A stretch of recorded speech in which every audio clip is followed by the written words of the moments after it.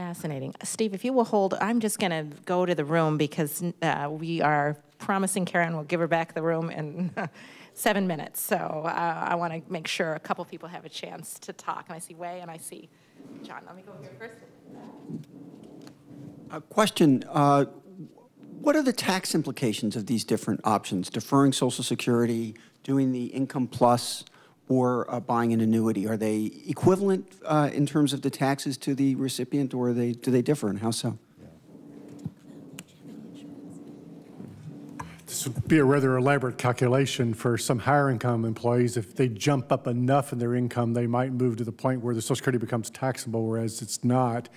I would guess for most lower and moderate income employees, it's actually tax advantageous because the Social Security benefits are not taxable. So if those are the ones you're raising, they actually have some, but I think it would depend on the income level of the person. It'd probably be a fairly elaborate calculation to work out on each one on an individual basis. Jeff, reaction to tax implications? Well, I do think, a lot of our philosophy, a lot of what we would love is just to instead of having people have an all or nothing approach, like, look, either it's all a pension output or it's all a lump sum or it's all this or it's all that. It'd be nice if people could blend it. Take 50% of your money as a lump sum, maybe roll it into a flexible income model, take 50%, leave it in the pension plan. The ability to get access to very low-cost building blocks is important for us, and one of those building blocks, longevity annuity, used to have, well, we're working through it, but had certain restrictions on minimum required distributions, and hopefully those are going to go away so that people will have more friction-free access to that building block, which today is a little bit tricky in a tax-deferred It's over inside, too. Mark, the reaction to tax? To elaborate on what Jeff's saying, he's referring to the fact that a couple of weeks ago, Treasury put out a proposed regulation that would change the required minimum distribution rules to accommodate longevity annuities, the annuities that start at 85 or 80.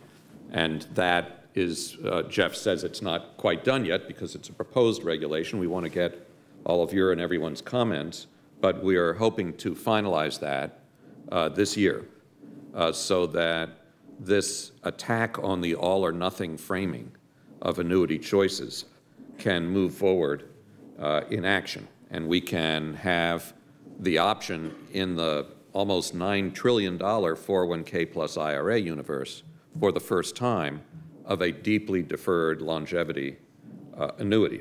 Okay. That requires only 15 or 20% of your account balance typically in order to buy that protection for the tail risk, the years where you're the most exposed. The other thought I'd add to that is that the all or nothing problem that Jeff refers to is something that we've also been very focused on at Treasury and have addressed it through a defined benefit proposed regulation that encourages DB plans to present the choice to the individual, not in the form of what do you want your benefit to be, a lump sum or an annuity, where we're getting so many lump sum choices, but rather how much of your benefit do you want as a lump sum, how much do you want as an annuity. Could be all of one or the other, but it could well be a portion, and the desire therefore for liquidity, for some flexibility, can be satisfied without the whole account. I'm going to go back to the room, panelists, because let's get a few more questions. Hank? Yeah. What's the implication for workforce management if you're suggesting that we delay Social Security uptake to up to, say, age 70? Because I would imagine if you're doing that, that the individuals would still be working, right, to age 70? No? Not necessarily. No. Can I also add, I'd have to figure out, you'd have to tell me what you can do at Financial Engines, because you probably catch them mainly when they're leaving employment, a lot of your clients. But my proposal also takes into account that if you look at what's happening to the workforce, and Steve's got some great numbers on it, if you haven't seen them, there's these great actuarial reports that are sometimes hidden, but they're totally public, that actually show what's happening to sort of people not just working longer, but leaving work and coming back to work at old ages. A lot of older workers are going back to work. So when they do that, they should be making adjustments there as well. So part of what I was about on the Social Security option is also to give people the option to switch. Okay, I chose a half a benefit, or I chose a full benefit, but now I went back to work. I'd like to have something simple. Gee, I think I'll cut back to a half benefit. I could get by a lot easier. So we want to be able to make adjustments over time for a lot of these people across the board.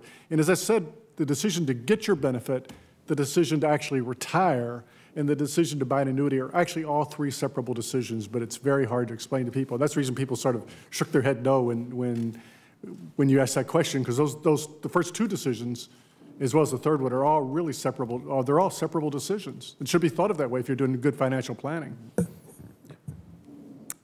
Steve, and reaction, and then Yeah, just reaction to that. I think it's a great question, because I think we've been talking principally about the people who have enough of a nest egg where they can live off it until something short of 70 and then let Social Security kick in. But that's not everybody. There's the other half of the population for whom maybe they would have an option to put off Social Security receipt, but by working longer. So I think that's a great question in that framework.